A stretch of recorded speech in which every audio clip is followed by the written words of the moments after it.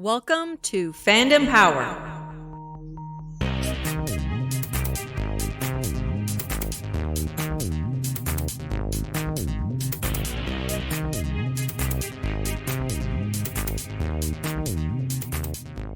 Hey guys, welcome back to Fandom Power. My name is Wes Arscott, and today I'm joined in studio by my recording partner and co-host Scott Elder. Hey guys. And joining us today from Toronto, Ontario, our friend of the show, you've heard him before, Erik Swenson. Hey, how's everyone doing today? I am doing well, sir. How are you? I am much better than I was the last time I was on the show. Yeah, I think the last time we talked to you, you were in the full throes of COVID. Yeah, not a fun time. No. Well, I'm glad that you're out of the proverbial woods, as it were. Yeah, I'm feeling much better, and I managed to get through it without infecting my wife and son. So. Oh, that's even better. Miracles do happen. Yeah, exactly. We're into the new year. It's 2021. Did you have a good Christmas? Christmas was all right. It was all right. It was very, very low stress compared to some years because, we didn't have to go see my parents and her parents, and it was all very self-contained and small, and we had ourselves a nice turkey dinner. Oh, okay, good. Well, times. I'm glad that you guys had a good time. So today's going to be a little bit different. In previous shows, I've sort of kind of controlled the narrative and kind of come up with the topics, but you'd pitched me an idea a while ago about wanting to talk about, you'd asked if I was open to talking about items of pop culture that I wasn't really familiar on, which I think absolutely as part of the exploratory process of what Fandom Power is supposed to be. It's exposing me and our co-hosts and our listener base to maybe other things that they aren't necessarily familiar with. So yeah, absolutely. Sometimes you need to be the passenger in order to enjoy the ride. Yeah, I mean, I am totally interested in learning about things that I don't know about, and doesn't necessarily mean I'm going to enjoy them the same way that everybody does, but certainly I think I'm open enough to at least hear what this other stuff is about. And so today's show is really going to kind of focus in on one of those things where I'm not really versed in it because I don't really do it. So today's topic is going to be fan fiction. Yes. I would like to preface this just because there are a lot of stigmas that go around fan fiction. Like, okay. It's in pop culture, you hear sometimes, well, that guy's weird. He plays video games and writes fan fiction, and it's one of those sort of backhanded, like, oh, that guy's a weirdo type things that you hear. But really, all it is it's playtime. When everyone does this when they're a kid, when you're out on the schoolyard and you're playing with your friends, and okay, I'm gonna be Snake Eyes and you be Roadblock, and it's a different type of play, but it's all just play. And that's where I want to approach this from, because there is a stigma about it, and there are people who are gonna listen to this and go, oh, you write fan fiction? That's weird. Hey man, as a 40-something growing up in the 1980s, I grew up in the thick of the Satanic Panic, right? So while my friends and me to some degree were exploring role-playing games and Dungeons and Dragons and writing our own adventures, you can't tell me that we weren't stigmatized. Oh yeah, yeah, absolutely. So, and some of those RPGs, some of those tabletop games have aspects of fan fiction, because you can't tell me that you weren't taking ideas from, like, Highlander. That's got some cool things. Yeah. Just pull something out of that and throw it into my D&D campaign, or Conan, or I guess whatever else. And for me, that's really like, that is kind of the limit of my experience with fan fiction. Like, I'm aware of fan fiction. I know what it is. Mm-hmm. I fully get it. And I understand that some fan fictions have actually grown to become sort of bigger than what they were initially planned to be. We'll get to that later. There's a lot of that to talk about. But I mean, I get it. I mean, as you know, our show has been pretty heavy on Star Wars, and it means a lot to me. So no surprise that I've said it before, I'm a huge fan of role playing in the Star Wars universe, regardless of what the rule set is. And so my experience with fan fiction is pretty much limited to writing adventures within the Star Wars universe, that framework. I didn't create the thing, but I sure love to play in that sandbox. Oh yeah, absolutely. And I want to say up front, you guys have turned me around on Star Wars, and I thank you for that.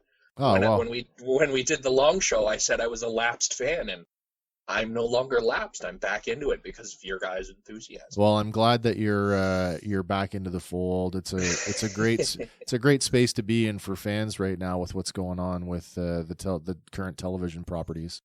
Yeah, absolutely.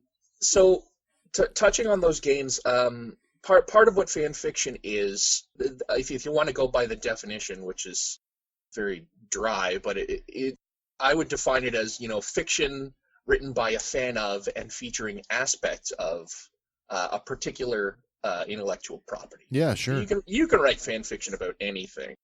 There are arguments that the New Testament is fan fiction of the Old Testament. It's ridiculous to say out loud, but if you take it from a wide enough lens, that's something that could be said by someone. I think the idea of being inspired by something is not new, and I mean, you look at even what's the genre, historical fiction, Absolutely. On some level you have people who are ostensibly fans of history and historical events, but they want to put their own spin on it, or they want to tell stories within that space that may not have happened but may be inspired by something. Exactly. It comes down to the idea of fan fiction is playing with somebody else's toys. Is the way I like to describe it. A lot of what I'm going to say here is personal expression. I didn't do a lot of research for this. I mostly wrote down my thoughts, but playing with somebody else's toys. So somebody comes up to you and says, "Hey, I've got this great book here. You should really read it." I'm going to pick Harry Potter out for a random reason. Okay. And so in this book, there are wizards. They cast spells. They use wands. They do this. They do that. There's evil wizards that do this, that. And you go, "That's cool. That's really cool. Hey, did they ever do this?" Well, no. This story is about this. But sorry, a little scattered on this. What I find most compelling about writing fan fiction is that you can take something in a book. Actually, I'm going to make this more relevant to you guys. I learned that Count Dooku in Star Wars, he is a master of a particular form. I believe it's Form 2. Okay. Of lightsaber combat. He's a master of a form that is particularly designed to be used against other lightsaber wielders. It's primarily a sword fighting style that's meant to fight other swordsmen. Exactly. Yep. So that particular piece of information, just that his lightsaber is built in a certain way, and the form that he uses is designed to work in a certain way. That's not something that I would call common knowledge. Would you agree?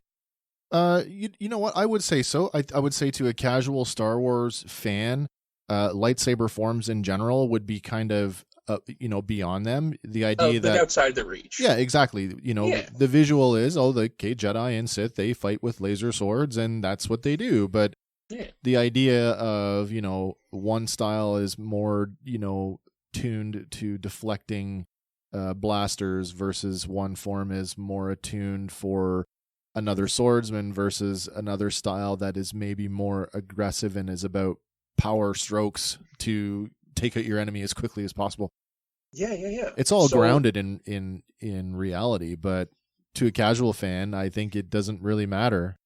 So a casual fan would not know half as much as somebody who was a super fan like us. Yeah. But a super fan could take that information and go, this is an aspect of this story that I really like, and I feel that there's not enough done with it. No. So that can be a whole seed on and by itself, is just the fact that somebody learned, there's lightsaber forms. What are these lightsaber forms about? Where do they come from? Was there a person who just created these? And then you start snowballing from there, and you come up with something that's like, I feel like this is something that I can use to base a story on and jump off from there. Yeah. So that's only one aspect of it.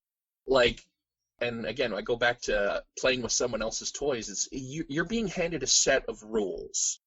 And within that set of rules, you can do anything you want as long as you're respecting the rules. Now, there are different types of stories that do different things with those rules, and I'll get into that in a second, but as long as you're paying reverence to something in that, set of rules, you can do whatever you want.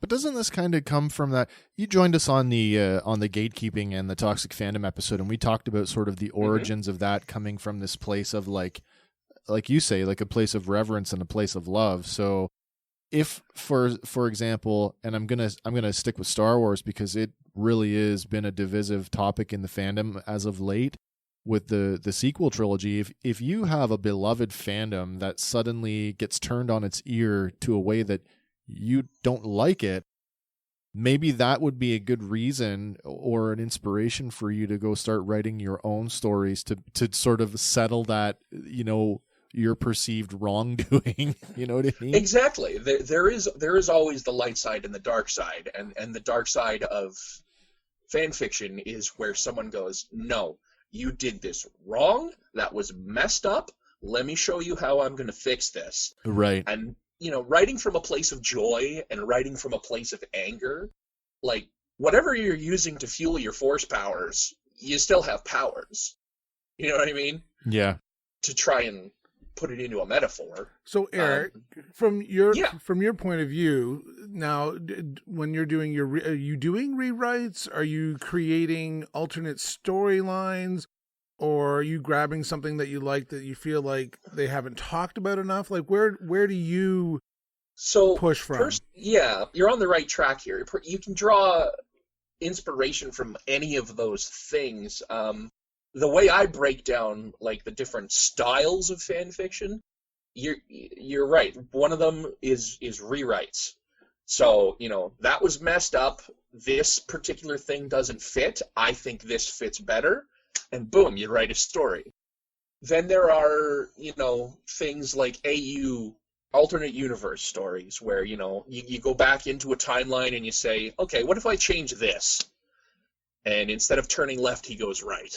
Well, there you go. You just kind of hit it right there, Eric, when you say the words "what if." I was just thinking how much this sounds like, and it's fan fiction now. When you phrase it like that, isn't just limited to the fan community. I mean, let's be real about this.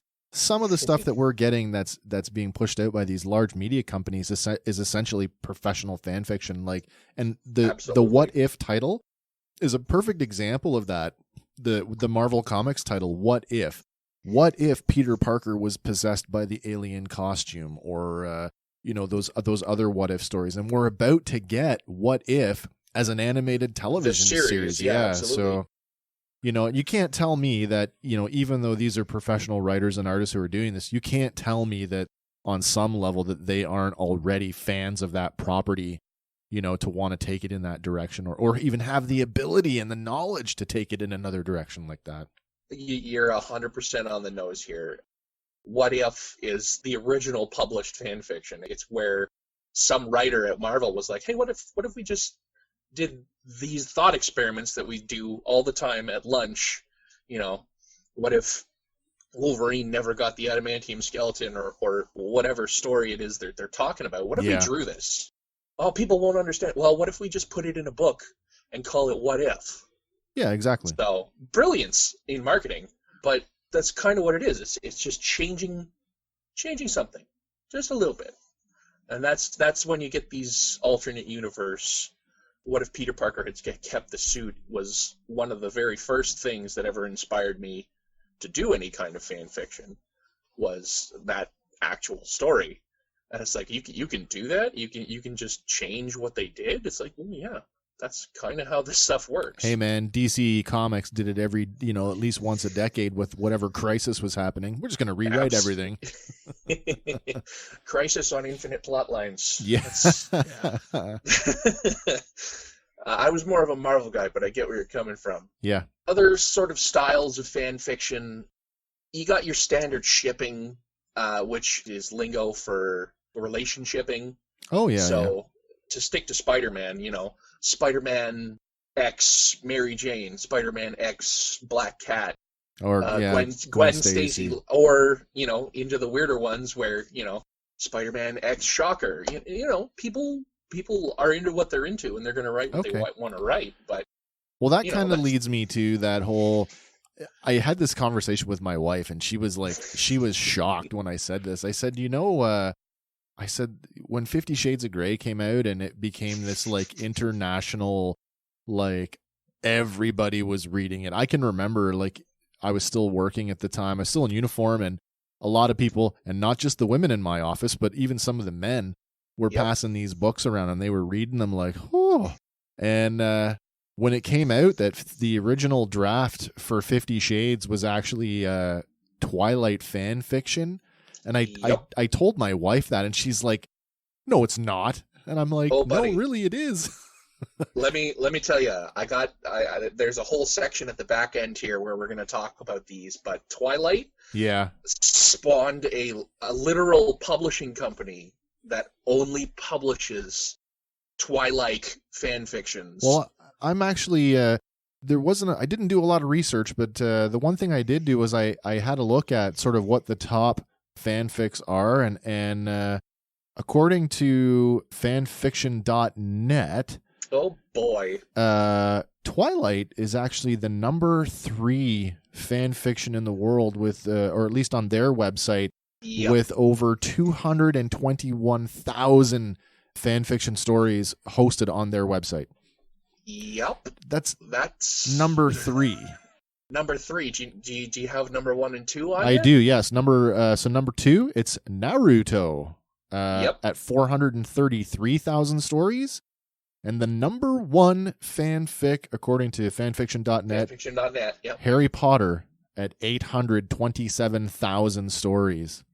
Mm-hmm. Which really kind of surprises me, because it's like, it really speaks to sort of the popularity of these existing properties, and sort of like, again, those properties, so Twilight, Naruto, and Harry Potter, they don't resonate with me on any level. So to me, it's shocking to read that. Whereas like as a huge Star Wars fan, I'm like, I scan down the list and I'm surprised to see Star Wars all the way down at number 17 with just 55,000. So part of that has to do with timing. The fan fiction community really exploded with the advent of the internet. And any series that existed like beyond a couple of years pre-internet is not going to have as much, just because of the like proximity, I guess. You know what I mean? The relationship to people's collective consciousness, really. Yeah, so everyone loves Star Wars, but Star Wars is 70s, 80s, whereas the internet kicked in late 90s. The internet. So my first, I don't have exact numbers on the internet, but I can anecdotally I can tell you that I got my first email address in 1995. Mm-hmm. And I didn't own a computer. I didn't own a computer until I was in my 30s. So, yeah, I mean, for me, widespread, usable internet, accessible to the majority of households, at least in North America, mid-1990s? Mid to late, yeah, sounds about right. Sure. So you got to figure that anything that came around... I'm going to say 2000 is probably your cutoff. Anything that came before 2000 is just going to have less exposure, just because it wasn't around when the internet was prevalent. And honestly, people wrote fan fiction long before the internet. It happens all the time. But there's now a place online where you can post it and share it with the world. That kind of... Again, any writer who sat down and wrote a movie script, like I'll use the Universal Monsters as an example. I mean, how many iterations of those have there been across multiple genres? From straight up rewrites of like, Bram Stoker's Dracula all the way to like the other end of the spectrum with like the Addams Family and the Munsters. Oh my God, absolutely. Absolutely. People will take something and turn it into whatever it is that they need. And that's where a lot of this comes from. I can tell you personally, Naruto was a very popular anime when I was a much younger man. And the formula for Naruto is that you take the spiritual energy in your body and you turn it into basically magic. So there's an unlimited spectrum of what you can do within that universe, Right. and that's part of the reason why it spawned so many stories, is just because of the scope of what it actually is. And a lot of Japanese, they call them shonen, they're these anime for boys, battle anime style things. It is really, a lot of them are just a system of how magic works. How magic works in this world, how magic works in that world, and then and then people just go crazy. Do you think, Eric, some of it's generational? As you say, your comfort and your ability to access early chat rooms, early internet, versus, one generation further down the pipe than Wes and I, are they, they might be the type that were writing manuscripts and books and things like that. And as you get that progress, that these kids, AKA the millennials, where it's okay, it's not a swear word. No, but right, and I mean, they were encouraged to speak and to have an opinion, and to let that opinion be held.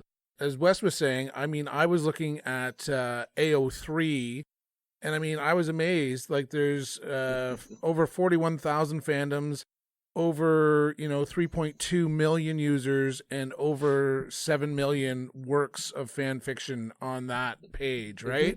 And I mean, it's like, right, and I'm a bit of a closet nerd, right? I like what I like, but that interaction for me, beyond, as we said at the start, when I was a kid, and action figures, and acting out a story with action figures, I don't know if it's just not in my creative juices to put pen to paper. And that the ability there, that we didn't do anything with video back in the day. And now I see a lot of cool stuff, stop motion, and, just cool pictures of action figures in action poses. Oh, yeah. Toy photography has been huge in the last few years. Which I think Hank is a huge conveyor of that. And his stuff looks pretty darn good. It's art. Yeah. Let's not kid ourselves. But right, I think you're entirely right to say it's generational. I wouldn't call that a false statement at all. Yeah.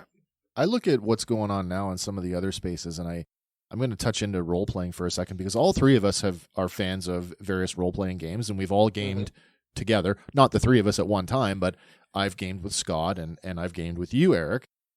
I can tell you, at the height of my, I don't want to say gaming career, because it wasn't a career. I wasn't doing it for money, but at the height of my gaming interest, when gaming was the thing that consumed me the most, probably was in the mid 1990s. And I got to tell you, the number of times that the people that I was gaming with, where we were like, man, somebody should be writing this stuff down, and we should be putting it to, like, each session should be transcribed into like a short story. And then that kind of blossomed into what if we could just record our sessions?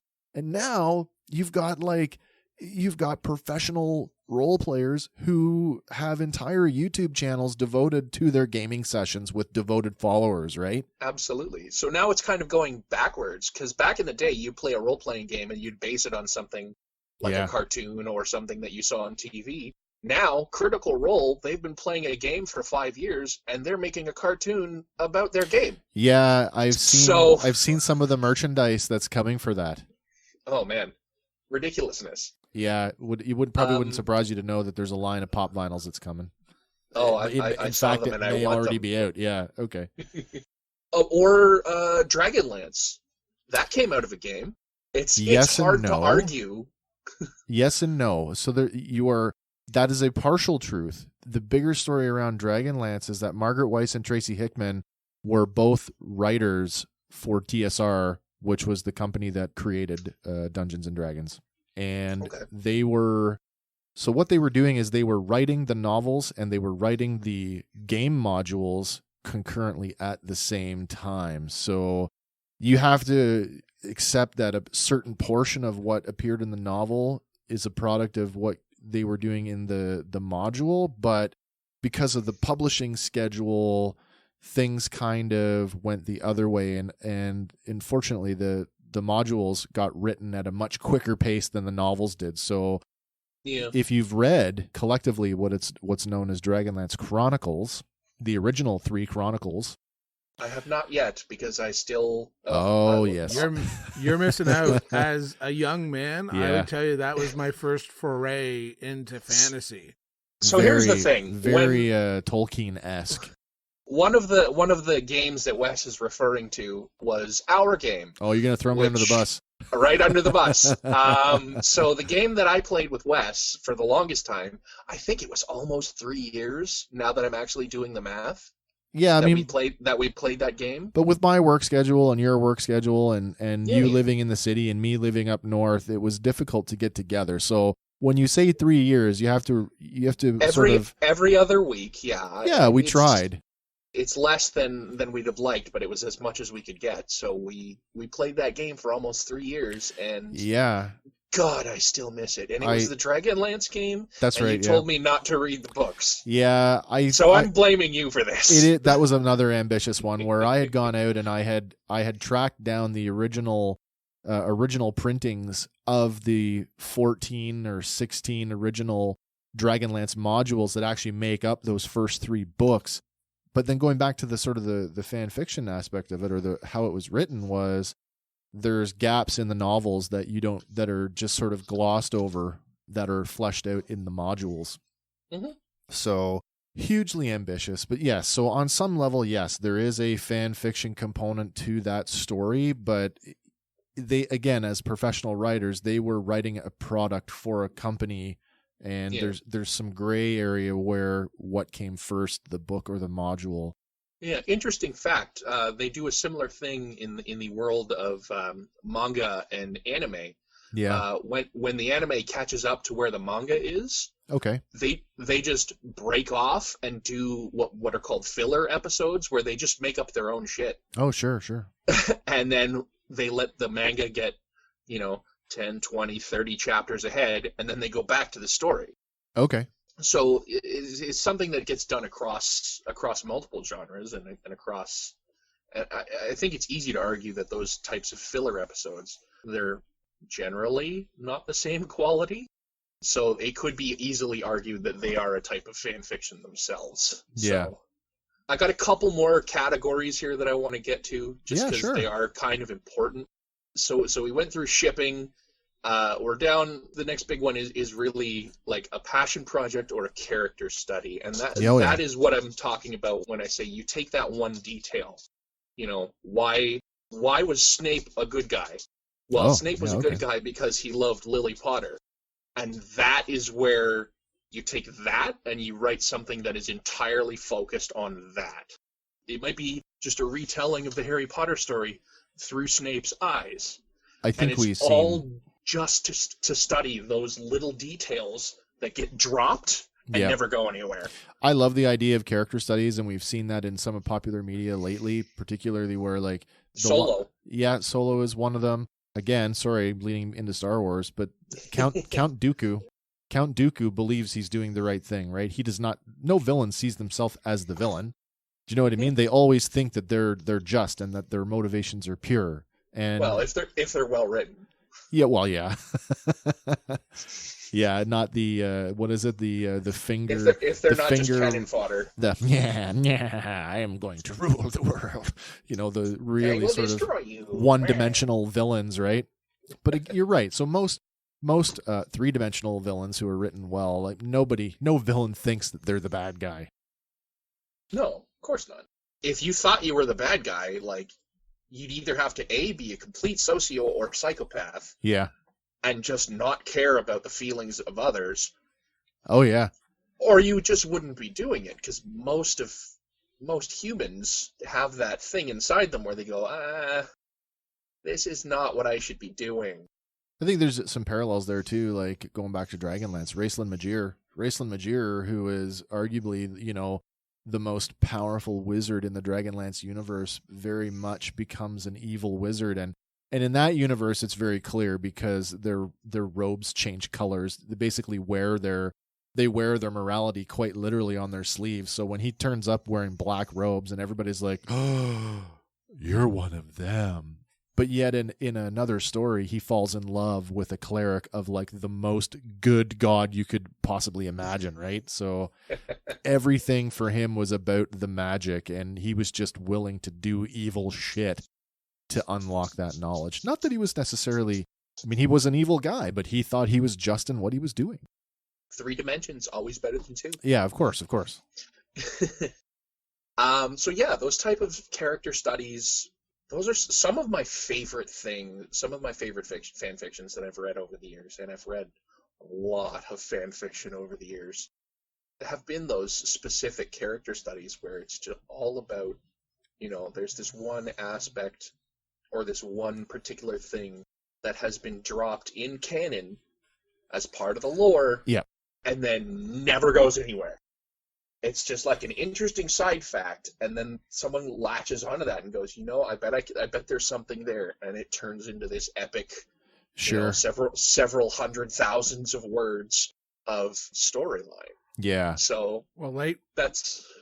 I want to know a better reason for a purple lightsaber other than Samuel L. Jackson thought it was cool. Yeah, exactly. Right? So, I mean, So interestingly, as part of getting back into Star Wars, I've started playing the MMO again. Sure. And the purple lightsabers mostly show up on the Sith side of the story. Interesting. So there might be something there. Well, that's consistent. Know what I mean?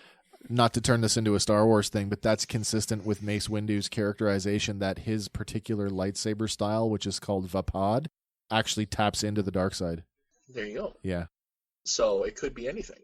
And that's part of what a good fan fiction seed is. It's something that could be anything, but it's never been made into anything.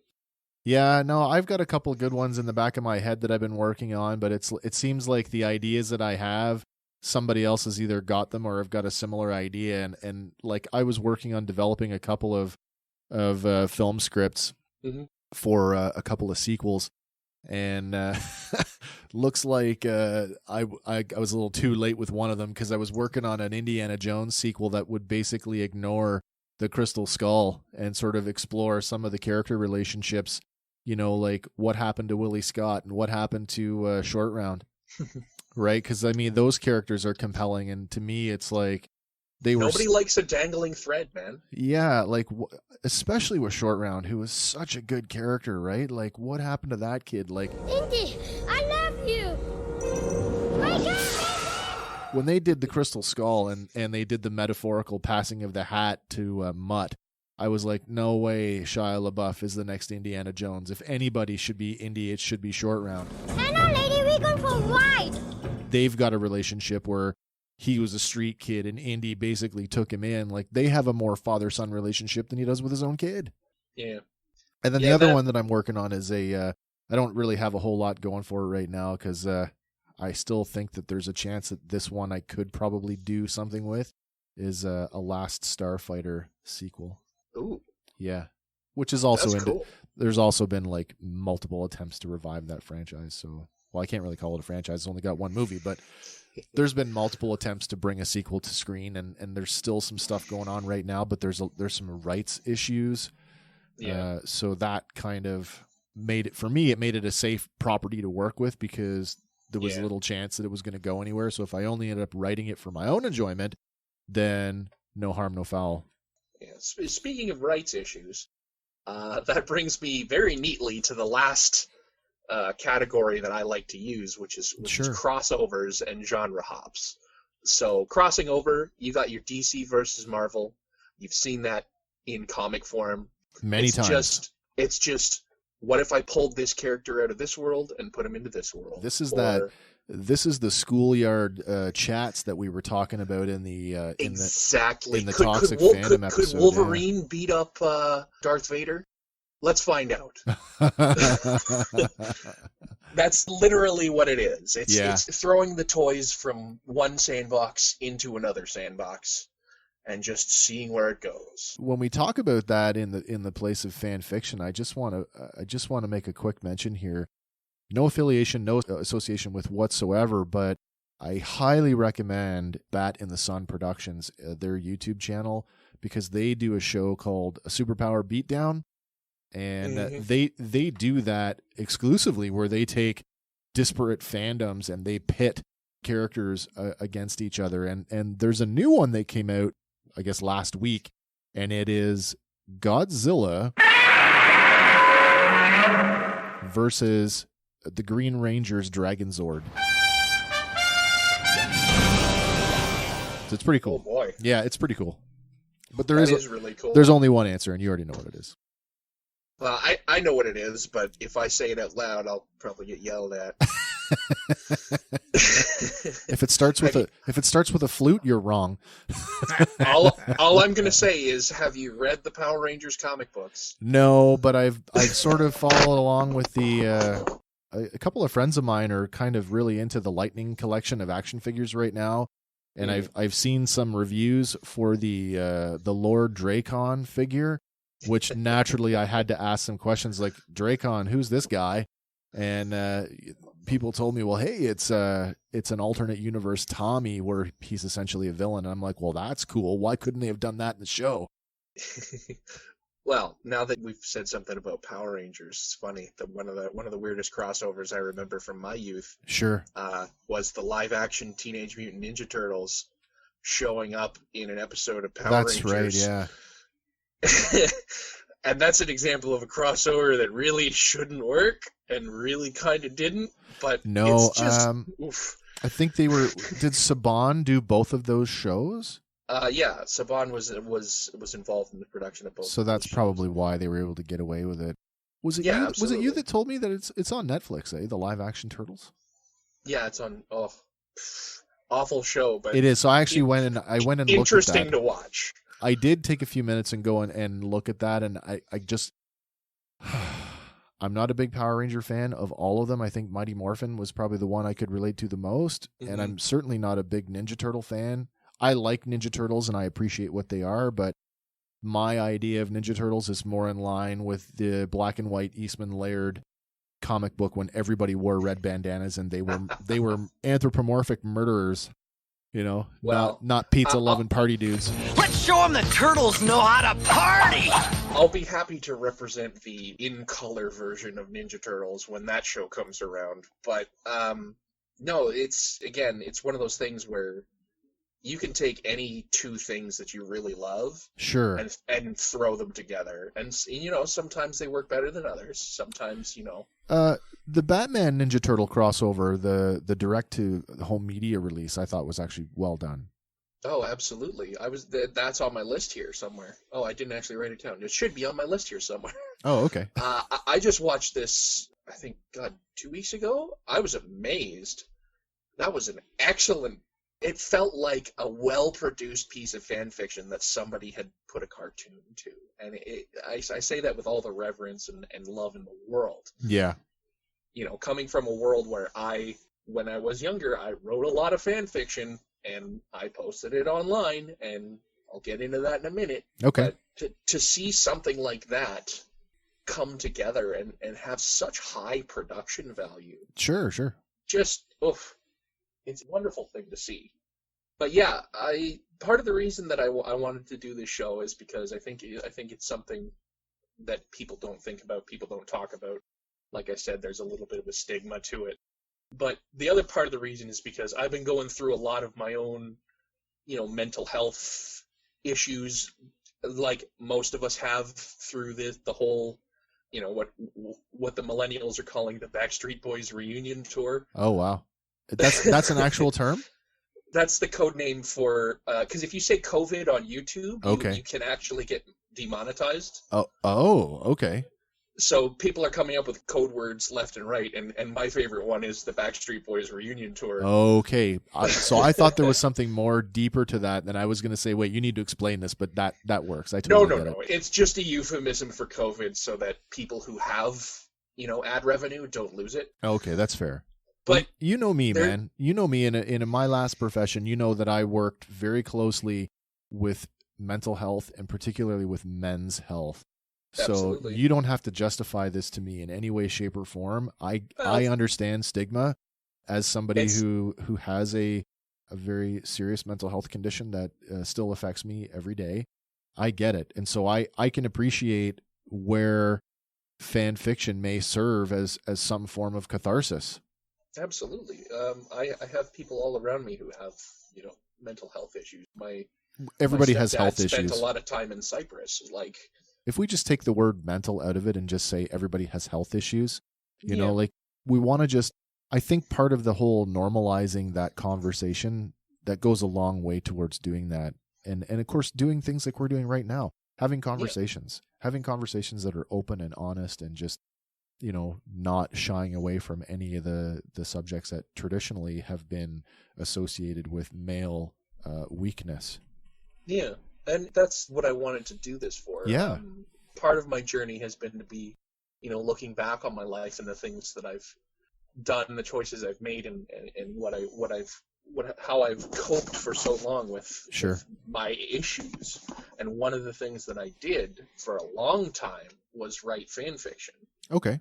I started writing when I was, I think I was 12 or 13, and I kept writing right up until about, I want to say, 3 or 4 years ago was when I stopped. That's a pretty writing. long run. Yeah, when I stopped writing in earnest. So that's more than half my life.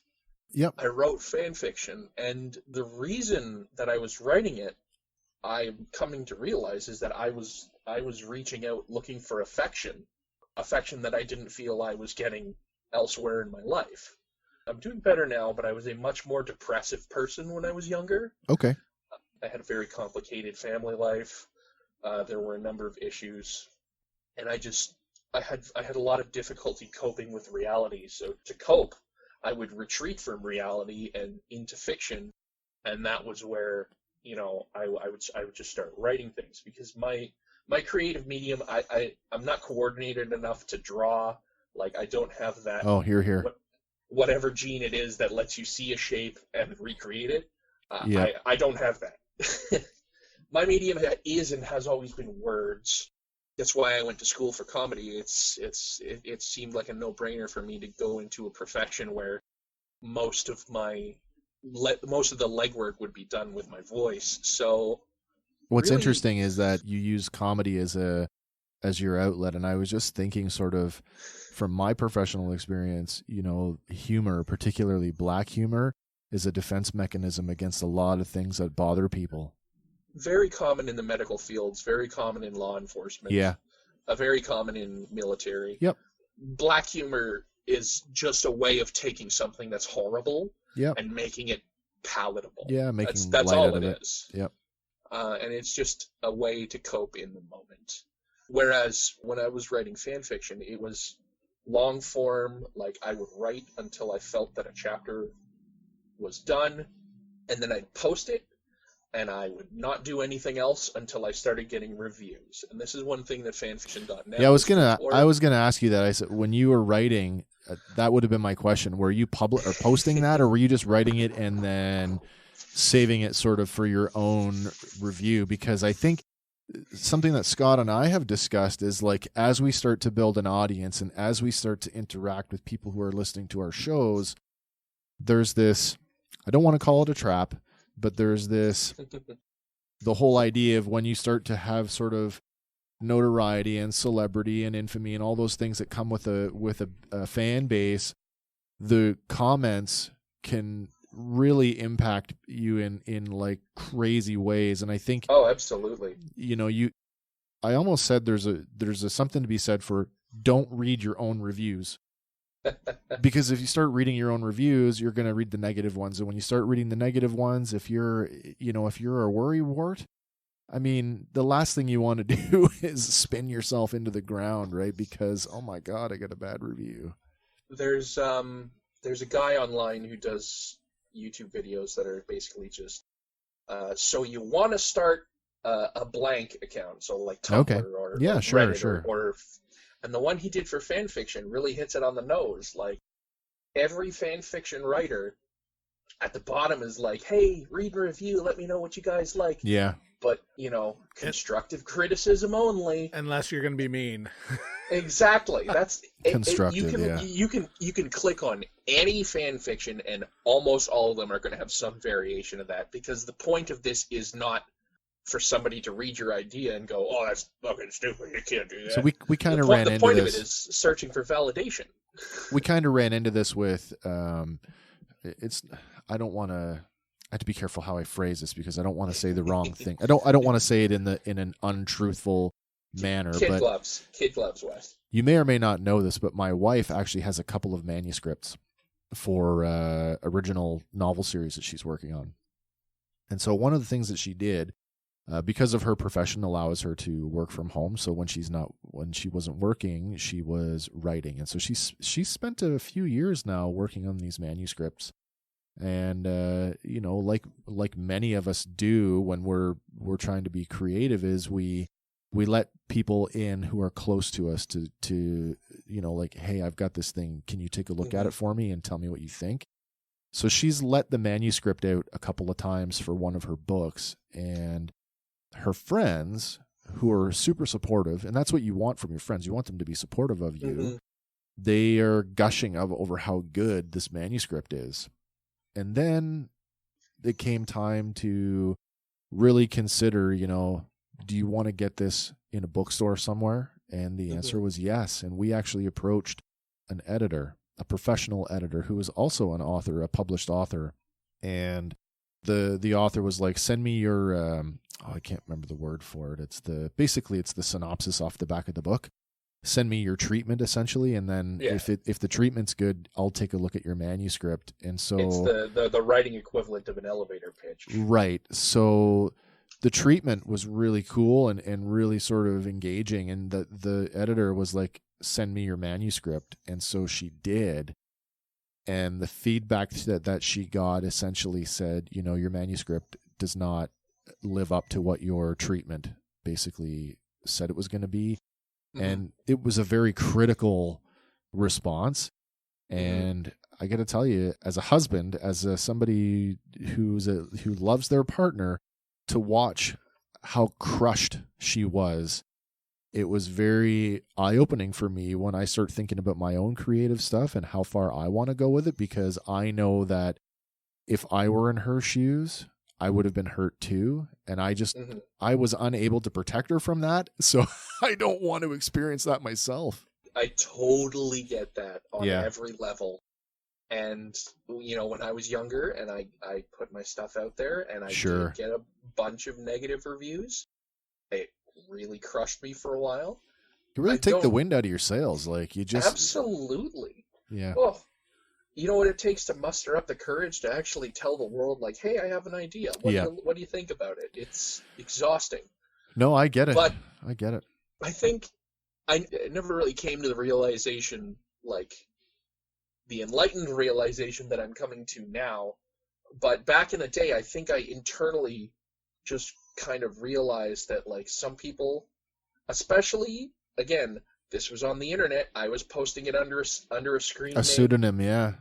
People were, which I'm not going to share with you, by the way, because they're still there. What space were you writing in, if I may ask? When I started writing, I was actually part of a forum. Oh, okay. Where we were doing a forum-based role-playing game. Oh, a collective thing. Sure, I get it.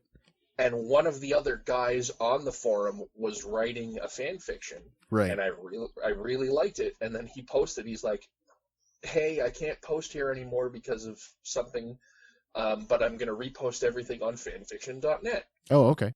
And that was how I got linked to fanfiction.net. And I started reading, and I really loved what I was reading. And then one day I read somebody's fanfiction, and he went left when he should have gone right. Okay. And I was like, that's not right. That's not how you write that. This is how you write that. And I started writing.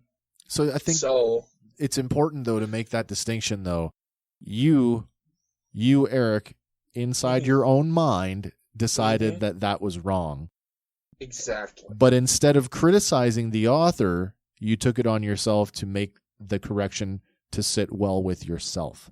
Exactly. I made the decision when I started writing fan fiction that I was never going to write a negative review for somebody. Okay, sure. I might be a little bit critical, but I would always try and make it positively critical. Well, here's a question for you, right? and I have no figures in front of me. I don't even know if such a thing exists, but like, how many fan fiction writers are using fan fiction as a, as a basis of, could I get published? Could I become a writer?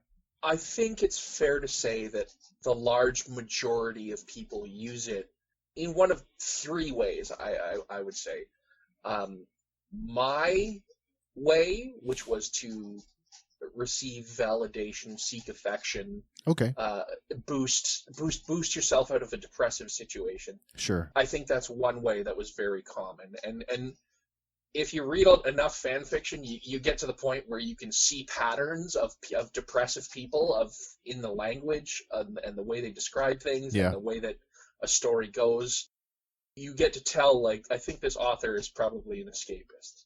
Again, it's all judgment call. Well, it's all on some level, I mean, you're talking fan.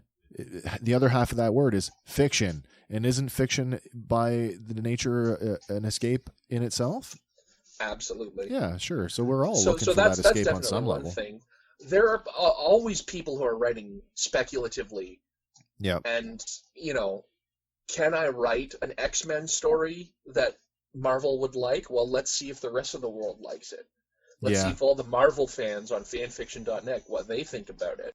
So spec writing is very common, that escapists. And then there are people who just write it as like a general catharsis. Like, I've got an idea that I need to get out of my head. It's out of my head. It's on paper. I'm done with it. There are a lot of stories that are just a couple of maybe one or two chapters establishing an idea, and then the idea is out of my head. I'm no longer suffering from it. I can move on, and the story gets abandoned. Okay, that's fair. Yeah, and stress relief through creative writing is nothing new. Creative expression. Yeah, Playing of course. Jazz music or music just off the cuff, just abstract drawing. Taking that thing that's in your head that's keeping you up at night and slamming it onto a piece of paper so that you no longer have it in your head. But it's nothing new. Doesn't all art come from an emotional space on some level? It has to. I think so. It has to. Art without emotion. I mean, well, you could. We'll have to wait until the AIs start doing art. Yeah. To really make that call, but I think art without emotion is just scribbles and splotches and something that's not. You should feel something about what you're creating. If you're not feeling something, then it's just a soulless golem of a creation that amounts to nothing. But if you're feeling sad about what you're painting, and people can see that, people can take something. Sure. And I was feeling sad, and I created, and it's what got me through a lot of my youth. I had lots of issues, but I would come home and I would open my email and it would say new review for X story. Oh my God, there's a new review. Somebody else read my stuff. Someone read it. Okay. Was it enough for you to know that someone had read it, or did you actually dig into the comments, as it were? Sometimes I would, sometimes I wouldn't. There were some stories that I cared more about, and some stories that were, again, like, I just have this idea, I need to throw it away. Would you say there was ever a time where maybe some of the comments were adverse and that negatively affected you? There was one story that I was 6 months into writing that I stopped writing. Oh, wow. Because one person went through, and you could leave a review for each chapter, right? And they just tore me apart methodically, chapter by chapter. I was about 15 chapters in. I got 15 emails in one day. Oh, wow. You have a review for chapter 1. You have a review for chapter 2. Let me ask you. I participate a fair amount in certain online forums. Most of them are via Facebook, right? Where like the comment sections are pretty lively in some of the spaces that I'm active in.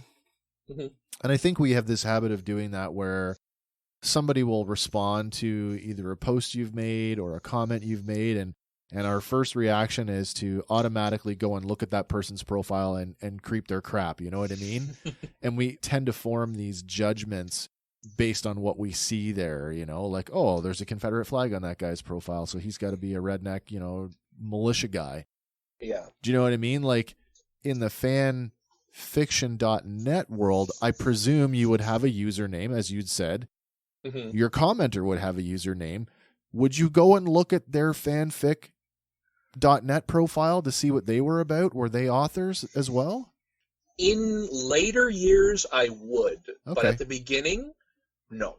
It was not worth it for me at that time in my life to go and try and compare, well, you think my stuff's bad, I want to see your stuff. Yeah, that's kind of what I was getting at. Yeah, because they could be coming from a completely different space or and that's the other thing too. Have you, that's where I don't think I could intellectually put pen to paper, because again, I think our education system failed me. But have you taken any kind of, you've had quite a spanning kind of fledgling thing there, Eric. Have you taken a creative writing?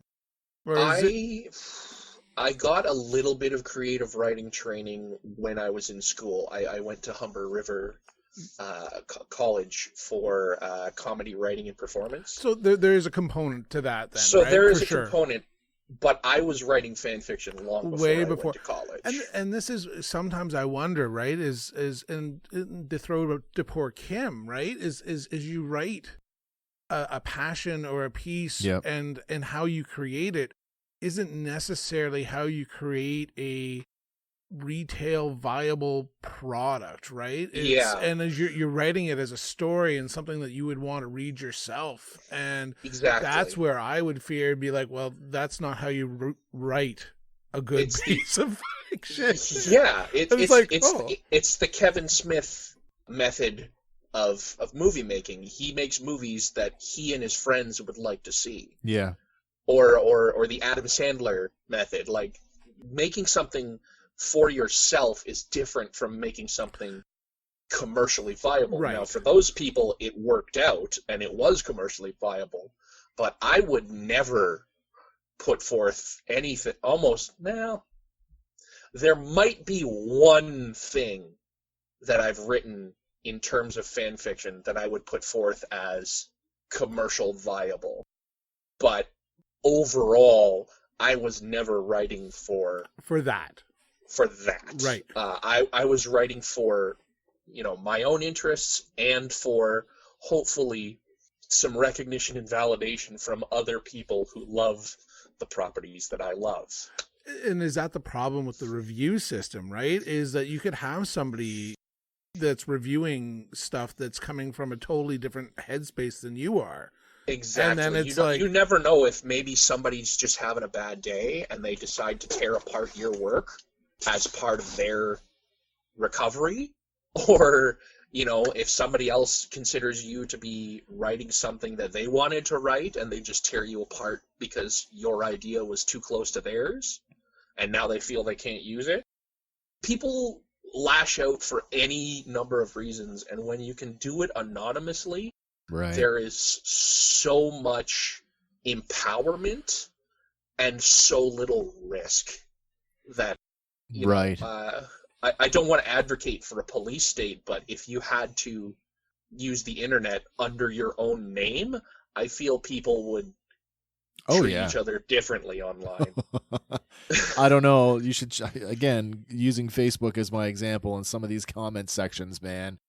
Like, the biggest thing that I've noticed is that we all live in Canada. So, I mean, if you're listening to the show outside of the Great White North, your language laws and your freedom of speech laws may differ than what we have here. But you're talking about an online community where, it's kind of the Wild West, and I see there's a huge, particularly in comment sections, there's a huge difference between, some of the rhetoric that comes out of the U.S. versus what comes from Canada. And, people in Canada who often forget that, in fact, we don't have freedom of speech. We do not have a freedom of speech law in Canada.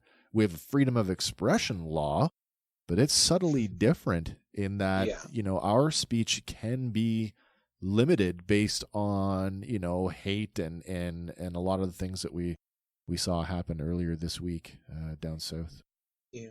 It's I think that there's a cultural component to that too, in that we as Canadians we take a lot of pride in being Canadian, and there is some identity that comes with that, and some things that we are, we feel that we need to uphold as a people. Whenever I go abroad, it's always, oh, you're Canadian, and the conversation always takes an upturn because people feel comfortable around us because of our reputation, and that sort of thing can't help but impact you as a person, but also like in terms of these reviews and things, like Canadian reviewers, not to be braggy or anything, we tend to think about what we're writing, because we tend to realize more than other cultures might that there is a person on the other end of this epithet that I'm about to send that is going to absorb this in some way, and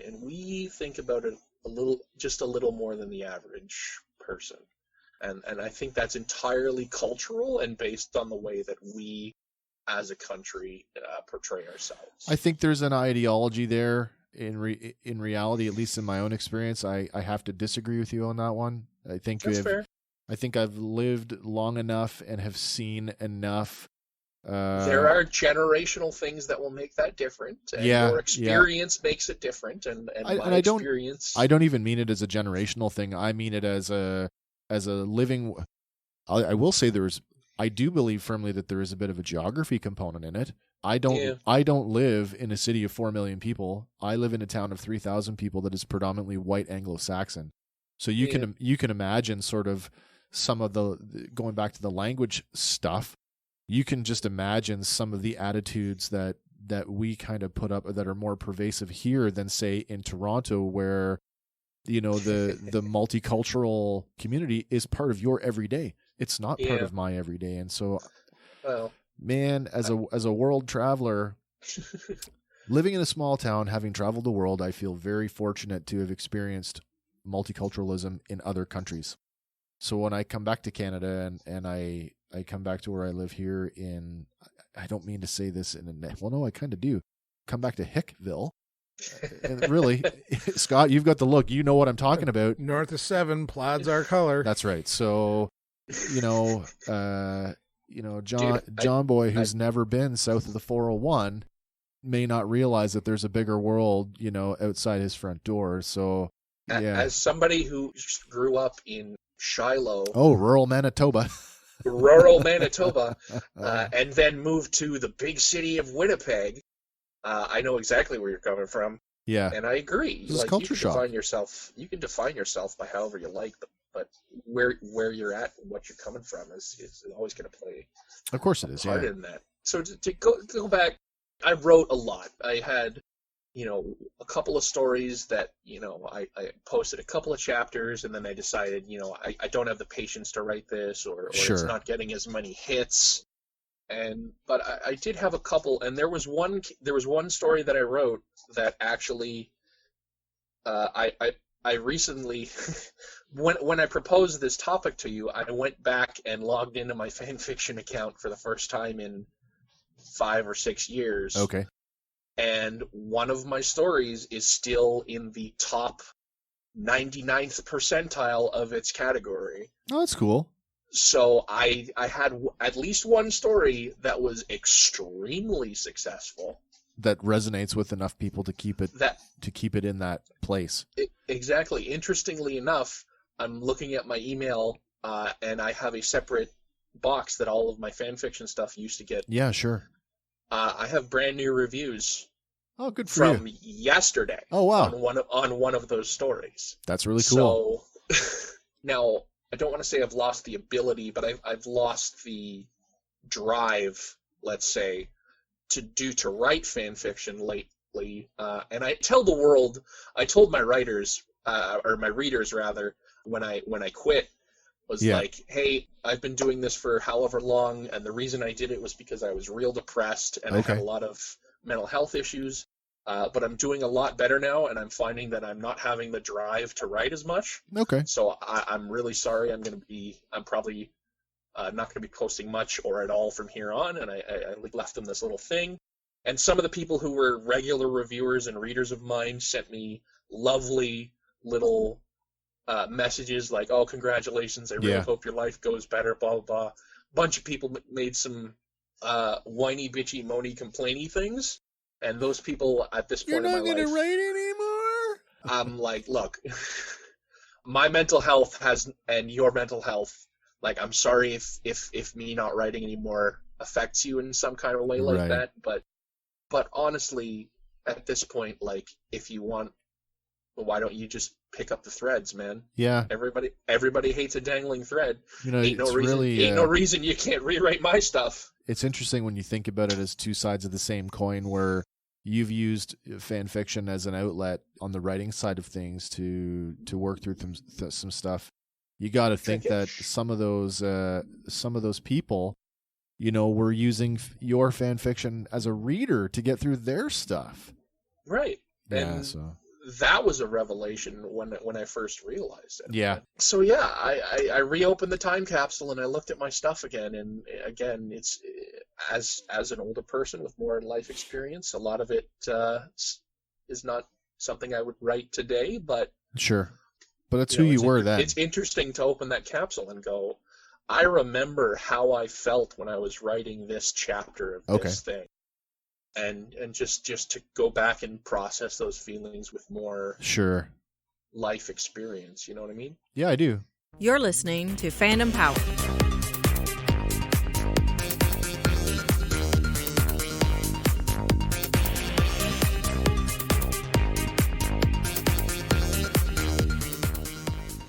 So that sort of brings me to to one of the last couple of points I had written down here, which is it sounds a little pithy, but your depression does not make you unworthy.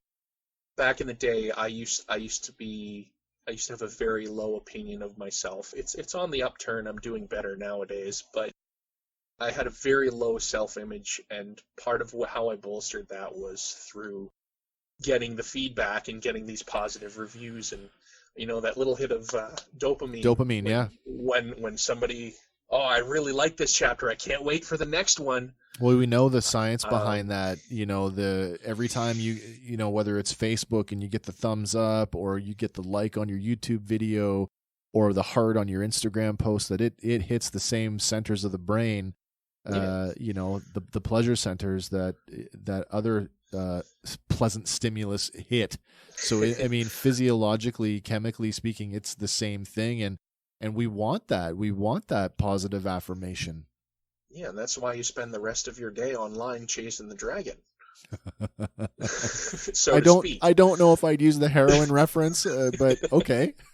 I mean, it's the same type of addiction. It's just to a different chemical. I suppose. It's a little cynical to look at it like that, but you know, that's how I came to view it. Yeah. And that's again, that's part of my what I'm going to call my recovery process, is just dealing with that sort of thing, and the realization that what I was chasing was partly emotional, but it was also partly chemical, and that does help me personally to get through some of this. Yeah. So, you know, getting that feedback on something that you've created out of ostensibly a property that you love, and then your own, you know, chutzpah. Yep. It's really a powerful thing. I mean, I have it written in here. There's a great scene in the Avengers. I believe it's in Infinity War. Okay. Or no, it's in Endgame. When Thor goes back in time, and he talks to his mother, and he goes through this whole like depressive episode, and then he holds up his hand, and the hammer comes to him. Yeah. And that, like, I'm still worthy. Like, I'm still worthy. That whole emotional turn that, like I said, your depression does not make you unworthy. Even that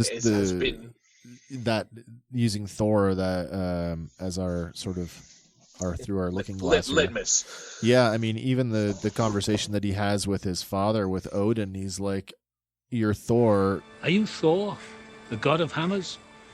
You're not Thor, god of hammers. You're Thor, god of thunder, right?" Yeah. Yeah. But I mean, exactly. he needed to find that for himself. Exactly.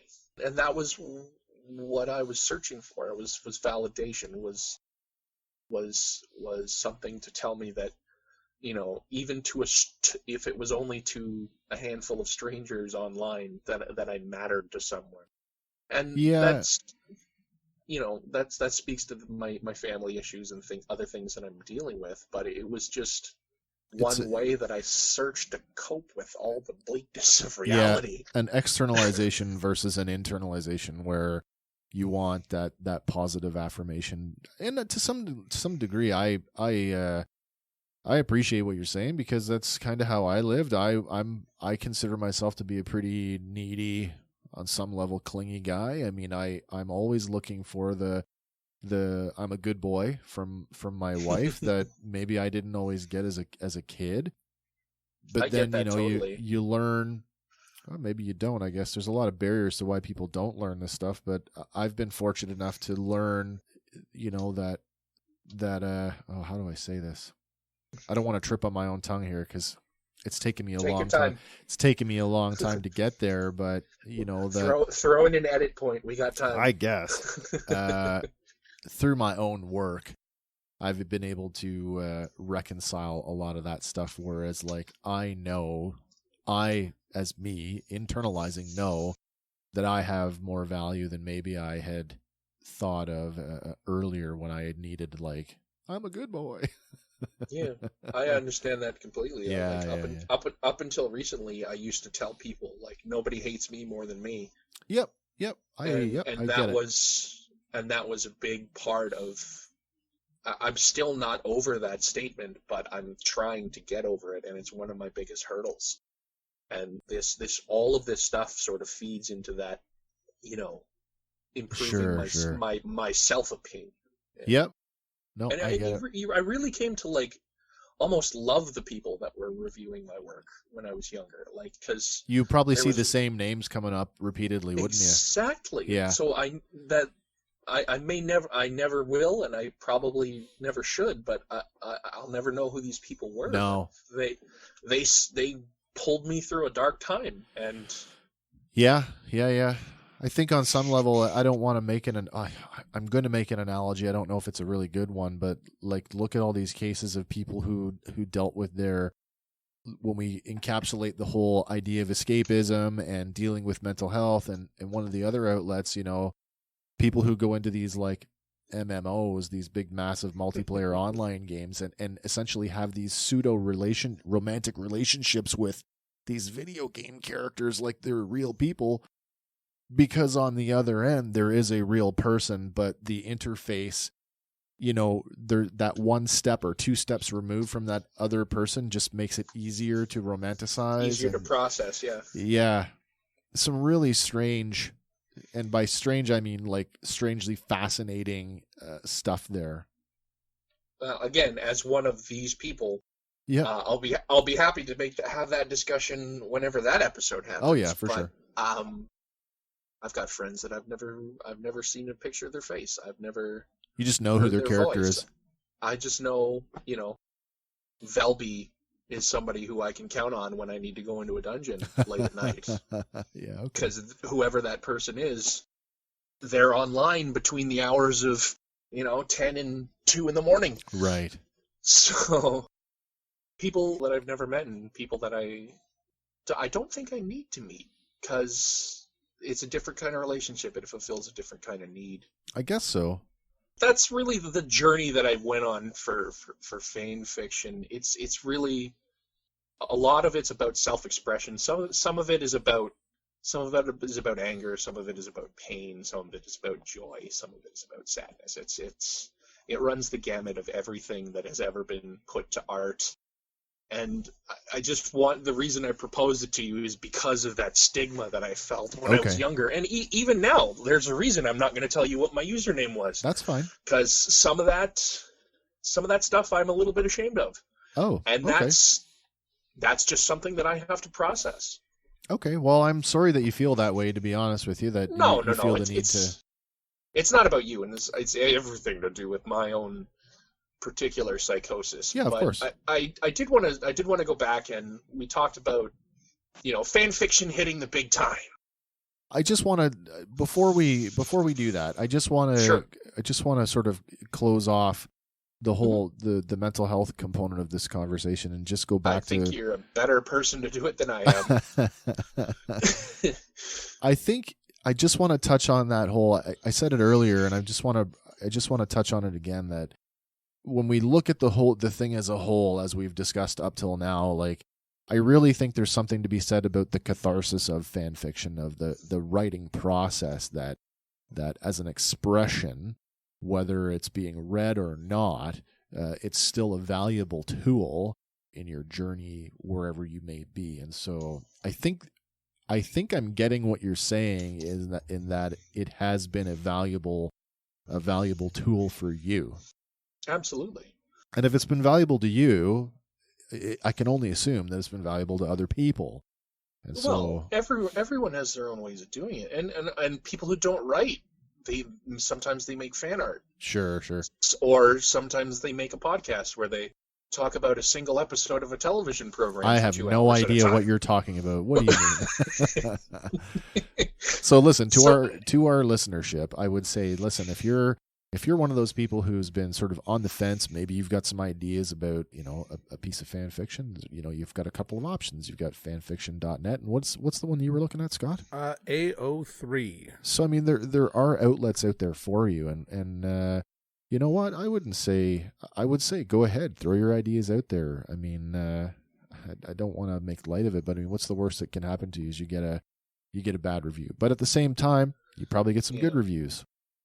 The only thing I'll say about that is if you're going to pick a platform, stick to that platform, because fanfiction.net writers and AO3 writers are like oil and water. Oh, okay. There are a few people who've hopped platforms, but generally they don't mix. Oh, so interesting. So interesting. I wouldn't have thought, right? No, neither would I. I would have thought that the broader fanfiction community would just be embracing of it. It's one of those tribal things, like we've been talking about all the way back to the beginning of this whole adventure that you guys are taking us on with fandom. Oh yeah. It's entirely tribal, and okay. If they find out that you write on both platforms, then you'll start to get a lot of more directed negativity, and that's not something that you need. So just pick your platform and stick to it. And enjoy. There's no reason you can't read on both sides. No, I guess no. But not many people write on both sides, and that's just my experience, and just a heads up. Yeah. So, like I said before, as we've experienced here with the podcast, and of course with our own social media, is just be careful how far you go into the comments, because words can hurt. Yeah, so sorry, Eric, I didn't mean to cut you off because you wanted to talk about sort of the bigger... I think that's a beautiful capstone, and I have a bunch of offshoots here of like things that started as fan fiction, or in the lines of fan fiction, and have become larger properties. Yeah, like you said, 50 Shades of Grey is the top of that list, isn't it? Though, and it started as a Twilight fan fiction. Yeah. And interestingly enough, I actually had some interactions with the person who wrote 50 Shades of Grey. Wow. When it was a fan fiction. I did not read Twilight, and I did not read 50 Shades, so... You're not missing much. Okay, fair enough. There's a clip online of Gilbert Gottfried reading clips... Oh, my Lord. ...from 50 Shades. That is worth watching. Gilbert Gottfried, where are you now? But holy hell, is it erotic? But it's a very shallow sort of... series. What? I mean, young teen fiction in and of itself is kind of drabbly, and I can say that as an older person now. It's very one-dimensional and kind of preachy almost sometimes. I feel like it's really dominated a lot of the entertainment landscape when you look at, fiction that's getting adapted for film and television. A lot of it is sort of that young adult. Yeah, YA stuff. Hunger Games, Harry Potter. What's the other one? I can't. Hunger Games. Didn't I? I thought Maybe, did you say that off the hop? I thought I did. Not listening. Sorry, but you know what I'm talking about. Yeah. But I mean that's it, right? And as we've talked about, ideas and finding where the next bit of inspiration comes from, right? Yeah. And once you find a formula, why would you go away from that? So that dystopia young person works well, or did. We might be past it now. Well, I mean, these things have sort of spun off their own subgenres that are kind of you do have the post-apocalyptic teen sort of moral instruments, or oh man, like I can think of Maze Runner. I was going to say Akira. How much anime revolves around a teenage protagonist? A teenager with a mysterious power that's different from everyone else around him, that he learns to use to overcome evil and set the world right, but really all he wants is to belong. And, yeah. This is the plot of every anime ever. You're not breaking new ground here. No. Which really goes back to that whole thing when we were looking at the fanfic.net. Looking at the numbers, a lot of these, I'm just going to go through here. A lot of anime on that list. 7 of the top 20 are anime or manga properties. So almost, that's 40-some%, 45%? Part of that stems from translation issues, because some people can't get the English version, or couldn't back in the day. Yeah. Now you can get it anywhere. But at the same time, does that not speak to the global audience or the global community? Like, of course, Naruto is going to be number 2, and that. Here's one for I don't even know if I'm saying this correctly. Heshalia Axis powers. Oh boy, Am I reading that correctly? Hetalia. Yeah. I wasn't sure if that was a silent, if that was a sh or a hard T, but yeah, Hetalia Axis powers. Oh boy, give me a second here. Let me see if I can sum this up in 10 seconds. That's your number 5. Hetalia is a story about all of the countries that were involved in World War II. Yep. Personified as an individual person. Okay. So the character's name is Germany, or Italy, or England. America. And then it's just a whole, like, that's the Cliff's Notes. Okay. I really can't describe to you what that show is about. But this is what I mean, right? Like, anime and manga as a global phenomenon really shows in that list by how many of the fan fiction properties are based on them. I think that's part of why it took off so well, is because, when the internet age came around, people started, seeing these crazy cartoons that the Japanese draw. And if you've ever seen some of the new anime stuff, like the animation quality is through the roof. Yeah. Like, ridiculously so. And people started seeing those, and it really kind of I think the last time virally. The last time I spent money and bought like anime, like DVD anime, was I bought Samurai 7, which was an adaptation of the Seven Samurai, but in an anime format, which I quite enjoyed actually. But yeah, there's a lot of it. No, exactly, there is, and I don't know what the numbers are like, and I'd be curious to know like where the writer base is, like in terms of like content, or globally speaking, like are there more fan fiction authors in North America than there are in Europe versus Asia? Like, where is it coming from? I don't know, because you can sort it by language, and there is a bunch of stuff in other languages that you can, I would think so, yeah, easily see. Or like, writers who maybe English isn't their first language, but they're writing in English anyway because the majority of, and I'm just presuming English. That doesn't mean that it is, but I wondered. It runs the gamut. Yeah. Because I was sort of wondering, is that why you're seeing the anime so high? Because country of origin, and then the fact that they've had it for so long over there, and is it their fan fiction, and then we're just getting it now. Right? Yeah. You should see this new and crazy thing I found. And It's not like because it's not like a publishing company where you write a book and then the publisher translates it and then ships it out to, international audiences. Like if it's a fanfic, you're writing it in your first language or the language that you're writing it in. Yeah. No one's translating it for you. Well, Google Translate or I guess so. Yeah. Well, you can do it now. Again, it's where I got exposed to a lot of this stuff. I would never have watched Hetalia.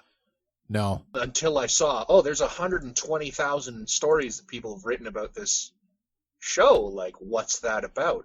And then I went on Wikipedia and read the synopsis and decided I didn't want to watch it anyway. But, you know, I got exposed to a bunch of other things that I really enjoyed. The first place that I heard of certain anime was through fan fictions. And honestly, it wasn't even through fan fictions that I read.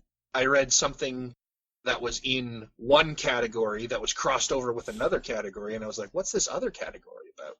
Right. And then I went over there, and now suddenly, here's another show I need to watch. It's just funny when I look at going back to this list, the fanfic.net list, and just looking at the ones that I actually know and can identify with, how low they are on the list. I'm trying to get the consolidated list. Like, how did you... What did I do here? I'm on... It's their Wikipedia page, actually, has the top 20. Oh, that's why it's not working. Sorry. Yeah, the Wikipedia has top 20 listed. I'll just go through the ones that I actually know, not necessarily the ones I'm interested in. So, like the first one, Harry Potter #1, obviously, that's a global phenomenon. I think even I've seen a few Harry Potter movies, even though I don't really identify with it. Mm-hmm. And then the next one, I'd heard of Naruto, never really watched an episode. I'm familiar with Twilight because my wife is a Twilight fan. She likes them. Supernatural, the television show, that's #4. I think they just ended, didn't they? I believe so, yeah. Because there was talk about both actors getting one of the screen-used cars as a parting gift from the show. Jeez. Apparently the car was a very popular character in the show. I think they both have like something else lined up right away because of the success of that show. I think one of them is going to be the new Walker, Texas Ranger. Does that? If I'm not mistaken. Okay. Well, who knows? I mean, all things old are new again, so why not reboot that? Reboots. Inuyasha, I'm aware of because my ex-wife's kid liked to watch it quite a bit. So it's very niche. Glee made the list. There's a fanfic for Glee. That's crazy to me, and I've been doing fan fiction for years. And that's over 108,000 stories. Now, my understanding of Glee is that there's a lot of music in that. Mm-hmm. So it's also a story about teenagers in high school, which really lends itself to like. I'm not gonna lie. There's a lot of sex in a lot of these fan fictions. Okay. And that sort of setting kind of lends itself. Well, doesn't that add to that whole stigma? Right. That's part of what it is. I think so. There's a lot of sex in a lot of fan fiction. Well, and again, doesn't that just tie right back into 50 Shades and how and why it was such a phenomenon, right? My inner goddess quivered. Holy fuck, is this wrong? Yeah. Just the way she wrote it. You got Pokemon coming up behind that, and I mean, again, Pokemon's been around for a long time, so I mean, it'd be hard pressed to find somebody who's not heard of that. And again, Pokemon is a formula. Yep. Bleach, not really familiar with it. Percy Jackson, I've heard of. So then we get into this. Here we get to one where it's like, I can't believe this is so low. Doctor Who at number 11. You think, here's something that's been around since the late 60s. Whovians are very particular. I'll say. That's what I'm saying is that, right, is the people that are fans of that. Books, the best weapons in the world. Are they of the ilk to be writing? Maybe not. I don't know. Yeah. Or not posting about it. I know that there's been like this resurgence of when oh my lord, when they rebooted the show back in 2005, 2006, the first something like that. The new Doctor, and I can't think of his name because all I think of is his role in Gone in 60 Seconds, where he's like 50 cars, not 48, not 49, 50 cars, right? Like, and he was the first, the rebooted Doctor. Can't think I of just his think name. of them as numbers, so don't feel bad. Okay, well, I couldn't tell you his number. Yeah. Kingdom Hearts comes up next as that's a video Which game. is funny because Kingdom Hearts in itself is kind of a fan fiction. Well, is it not it's a a mashup? mashup. Yeah. It's a mashup of Final Fantasy And Disney characters? Disney characters, which you wouldn't think would work, but somehow. Well, JRPGs, aren't they leans kind of heavily into that anyway. Mm-hmm. Yu-Gi-Oh is next, and then you say like Pokemon is formulaic. Well, there you go. Yu-Gi-Oh is a derivative of that anyway. It's time to I don't understand how Yu-Gi-Oh is higher than Fairy Tail. I don't even know what Fairy Tail is, so there you go. Fairy Tail has a much better formula for fan fiction than Yu-Gi-Oh does. Yu-Gi-Oh is all about like, oh, I miraculously have this exact card to defeat your plan. Oh, okay. It's teach Kaiba respect for the heart of the cards, Yugi. It's very odd. And then where are we at here? We're at Sherlock now. Sherlock is the TV show with what's his name? Isn't that the guy who played Bilbo? I was gonna say it's Benjamin Cucumber Bits. Bandersnatch Cumberbund. That's him. Yeah. So the Benedict Cumberbatch Sherlock. I love that everybody has their own way to say his name incorrectly. But there is a perfect thing of Alora on Netflix of the sister. Tell me that thought with Miley, the Stranger Thing girl.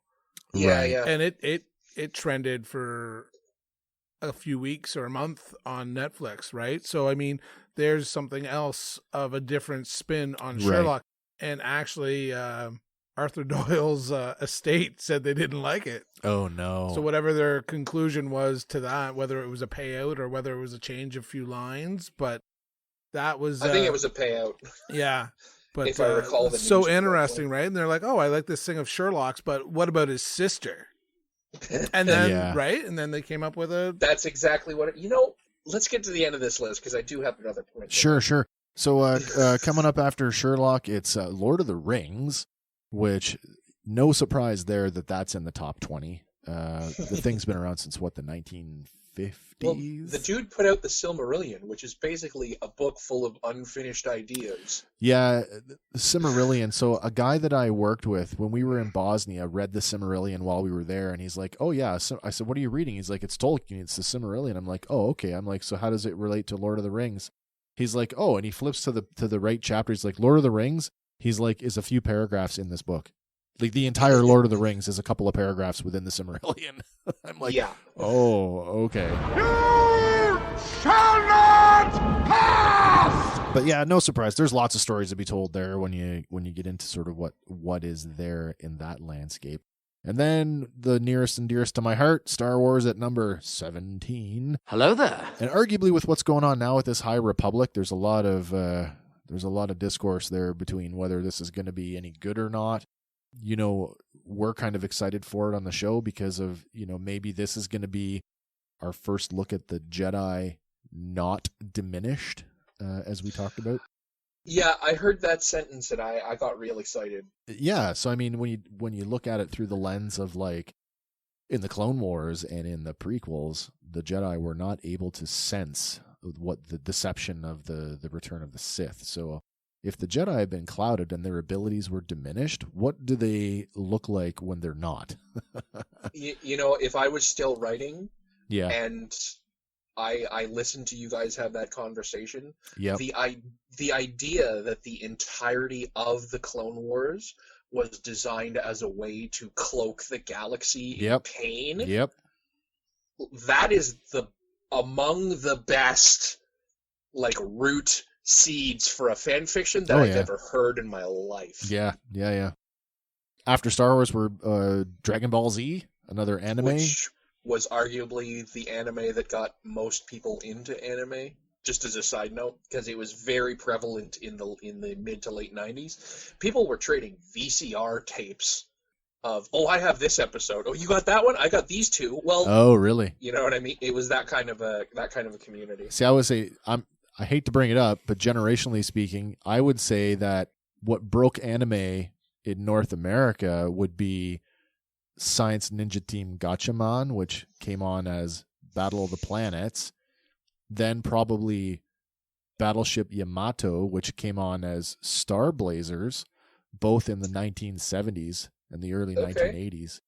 And then arguably Robotech, the adaptation of Macross, the Southern Cross, and Genesis Climber Mospeada. I have not watched Robotech in so long. Well, it's on every streaming service going, so take your pick. It's out there and easily consumable. God, that throws me way back.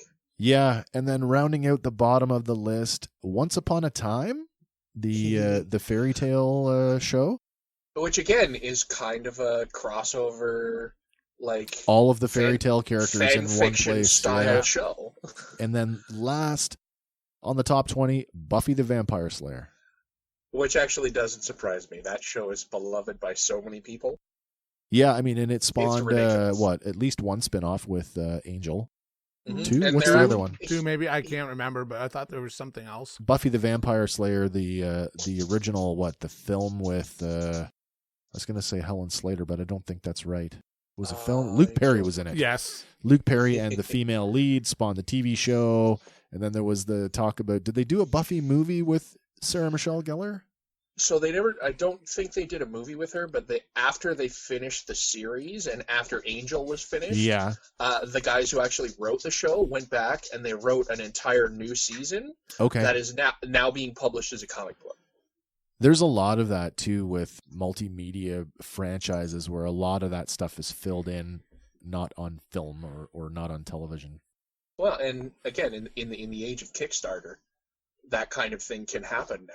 Whereas when we were a lot younger, you're never going to see more episodes of, X show. Like, I'm never going to see more Samurai Pizza Cats. We've talked about that before. I mean? Yeah. But, if you had a really good idea. One person listening right now went, I know what you're talking about. Dude, you owe it to yourself. Go back and watch Samurai Pizza Cats. That show had so many fourth wall breaks. Yeah. Samurai Pizza Cats. Oh, yeah! Oh, so many jokes that I didn't get as a kid. No. Anyways. So that's the top 20 on fanfiction.net anyway. Yeah, it is. And it just goes to show you that, like, anything, there's books here, there's TV shows, there's movies, there's games, anime, it runs the gamut. And it's literally just pulling that seed. Like, that would make a good story. I would do this with that. And then you write it down. I don't know what the numbers are, but I can remember reading an article a few years ago where they talked about it. And it's no surprise that, like, you'd find inspiration in a number of sources, but I found it shocking. Like when they talked about, you think the film industry is big and makes a lot of money. The video game industry makes more money than film, music, and television combined. There is huge amounts of money that go into video games. So no surprise that they tend to be, and I know that this isn't a great example, but look at the stuff that's coming out now. You've got a Sonic the Hedgehog was arguably one of the most successful movies of 2020. I love that movie. And I don't know if that's maybe because of the state of the world that we live in right now with the global pandemic, but I think it's because it's the first video game movie that wasn't absolutely terrible. Yeah. Because there have been so many of those, but that this one actually had a modicum of quality. And also the fact that they did listen to the fans when they were like, no, you need to change that character. Yeah, that's the weirdest right thing too, that fan pressure caused the studio to go back and reanimate the entire movie. I know it bankrupted the studio. That's not a good thing. Wow. But the fact that they actually, for the first time ever, listened to fans and changed it is why it was so successful.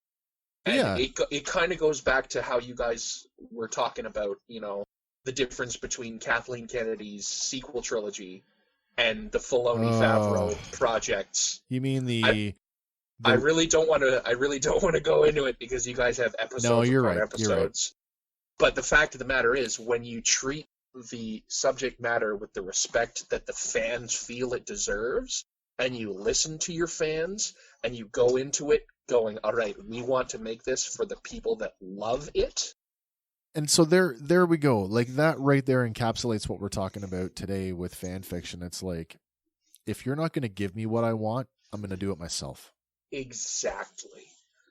We're in the golden age of fan fiction right now. There are so many like spec TV shows and movies that are being written.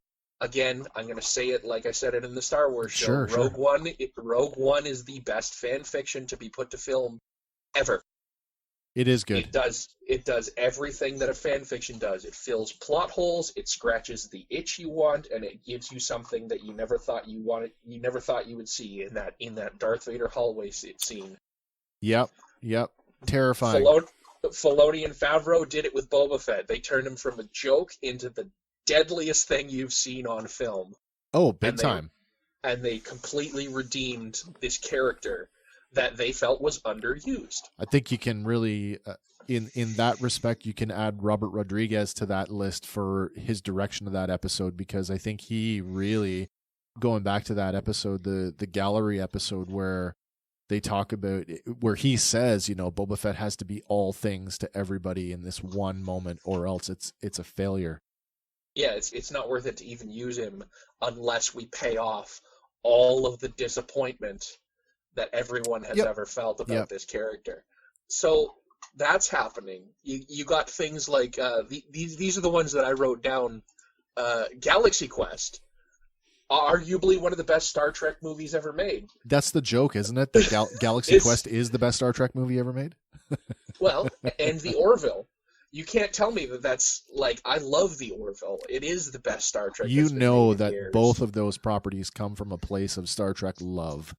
Absolute love and joy. And, oh yeah. And there's something to be said about the difference between a parody and a fan fiction, but I feel that it comes from the same place. It's using an established IP in a new way. Of course it is. Yeah. There's nothing in the rules that says that fan fiction can't be funny. No, of course not. It's just a different application of the same concept. Yeah. And then you get something like my favorite one that in recent days has been Pride and Prejudice and Zombies. I did not read it. Watch the movie. You'll enjoy it more. Did you ever see Abraham Lincoln? Vampire Hunter. Yeah. Think of it sort of like that was fun. Yeah, I mean, to me, that's Pride, Prejudice, and Zombies. Is it? Okay. Am I right, Eric? It's very close, not just conceptually, but it's a historical take on. Yeah. Okay. A very popular genre. Yeah, right. That is doing well. It's like zombies in space, zombies, Nazi zombies, cowboys and aliens. Yeah. Okay, right? I get it. That was a fun movie too. It was all right. This is the golden age of fan fiction. If you can dream it and pitch it to the right people, you can make it. We see it in the toy world too, where like a lot of there's this kind of maker movement right now, where especially with the advent of 3D printing technology, that suddenly the average person can now put out a high quality reproduction, or they can design a high quality print, and you've got basically basement toy makers who are arguably making better products than some of the big toy companies, right? And why is that? Because they care. And they love it. That's right, because they love it, and because the toy companies aren't giving them what they want, so they're going to make it themselves. And I mean, right, a toy company there's a bottom dollar. That's right. And there's like, well, you know what? You're not going to get that level of detail. Well, I can do that. Yeah. Or you can do what the Pop Vinyl people did when they released those blanks. That was the greatest scam I've ever seen. That's happened.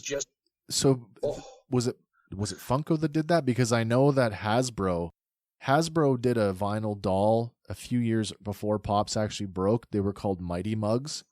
Mm-hmm. They had like little mushroom heads, and they didn't unlike the Pop vinyls, which have like unique sculpts and molds. The Mighty Mugs were literally a universal vinyl body, and it was only the paint scheme that differentiated the characters.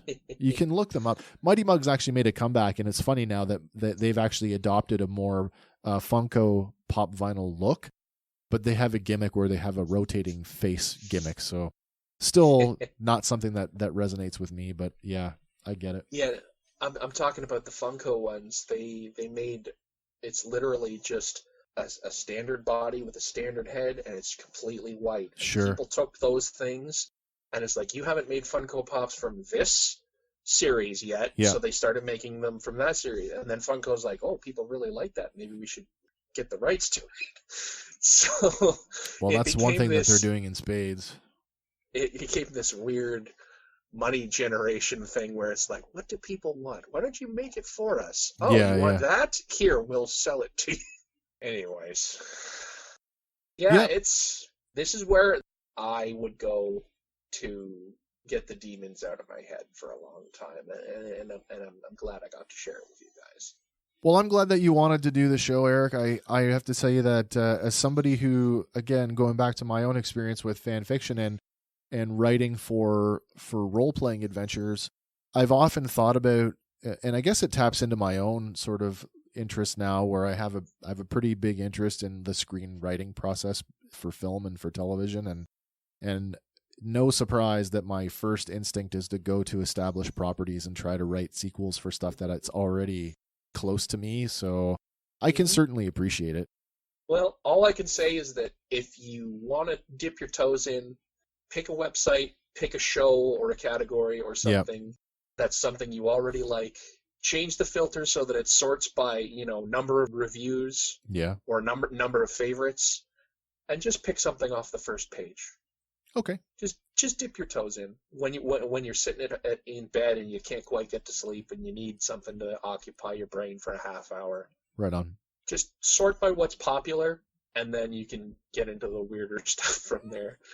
Well, listen, I just want to say thanks for wanting to come on the show today and talk to us about fan fiction and kind of what it means to you, and quite possibly what it means to other people too. I hope that, for our listeners out there, that if the show resonates with you, drop us a line at our social media or send us an email at fandompower2@gmail.com and let us know about your favorite fan fictions and maybe kind of give us some ideas of where we might want to go next.